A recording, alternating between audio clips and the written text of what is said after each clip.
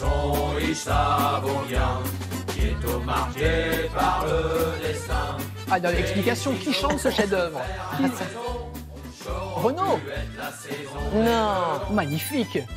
Bonjour Incroyable. Isabelle. Bonjour Damien. Quelle belle chanson pour annoncer Isabelle et ses tomates. Alors c'est vrai que on mange, sans le savoir probablement, des tomates de serre. C'est-à-dire que les tomates en plein champ, il y en a beaucoup moins quand même.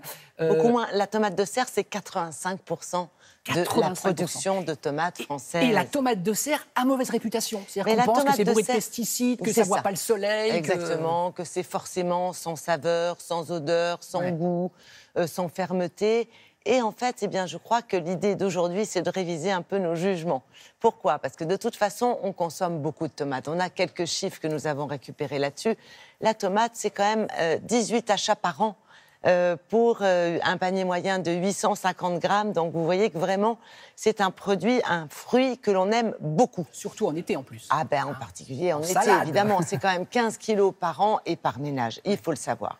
C'est présent dans 96% des foyers. Donc, c'est incontournable, en particulier l'été, parce que c'est un fruit d'été qui se consomme tel quel, ou en salade, ou comme on le désire, cuit ou cru. Et la tomate de serre, eh bien, ça permet beaucoup de choses, la serre. Contrairement à ce qu'on pourrait penser, il y a de moins en moins de tomates cultivées comme... Comme chez nos grands-parents. C'est ça. Dans le jardin La familial. tomate du Sud qui est merveilleuse, Ouais, bien sûr. il n'y a rien à dire là-dessus. Mais la serre, ça préserve. Ça préserve des intempéries. Ça maintient la température idéale. Parce que la tomate, c'est un fruit du Sud. Et là, nous allons partir pour la Bretagne, qui est la première région où l'on cultive la tomate aujourd'hui. Et vous allez voir que quand on parle de pesticides, eh bien, c'est que nenni, monsieur. Parce que grâce à un élevage d'insectes, eh bien, il n'y a plus de pesticides. Ce sont des pesticides naturels. Direction la Bretagne. Regardez comment ça se passe.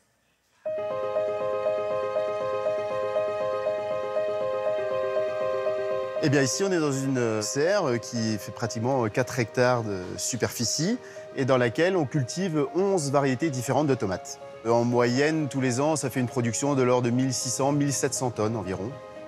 L'avantage de la serre permet de protéger la culture de tomates qui n'aime pas les aléas climatiques de vent, de froid ou de pluie.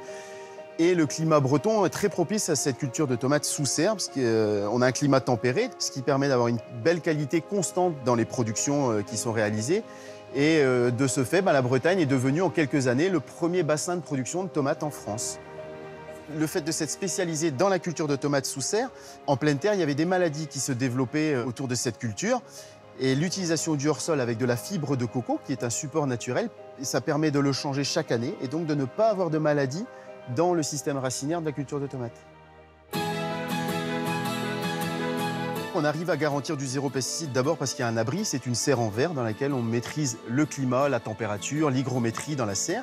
Et deuxièmement, quand on a des ravageurs, type la mouche blanche ou le puceron, on a un arsenal d'insectes qui peuvent protéger naturellement la culture contre ces ennemis en venant parasiter les insectes. Une micro-guêpe, une punaise, un bourdon, a priori, ce ne sont pas des animaux que l'on a envie de fréquenter. Et pourtant, ce sont ces insectes que l'on élève ici pour éviter les pesticides dans la culture des tomates. Nous élevons 2 types d'insectes. Un prédateur, donc une punaise pour lutter contre la mouche blanche, et une micro-guêpe qui va parasiter la mouche blanche, qui est un gros ravageur sur tomates en serre. Nous élevons ces 2 insectes sur plants de tabac, le tabac étant de la même famille que les tomates, ce qui facilite donc l'élevage. Nous élevons également donc un bourdon qui va polliniser nos fleurs de tomates sous serre. Alors voilà, ça, ce sont des divas. Ben oui, c'est leur nom. Elles sont belles, elles sont fraîches, elles sont fermes. Seulement, c'est comme toutes les tomates, elles ne mûrissent pas toutes en même temps. Ben oui, c'est le problème.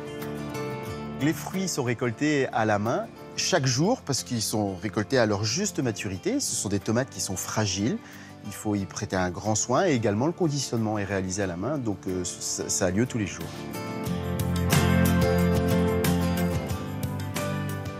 Sans pesticides, ça c'est bien Isabelle. Garanti. On insiste, hein. Merci beaucoup.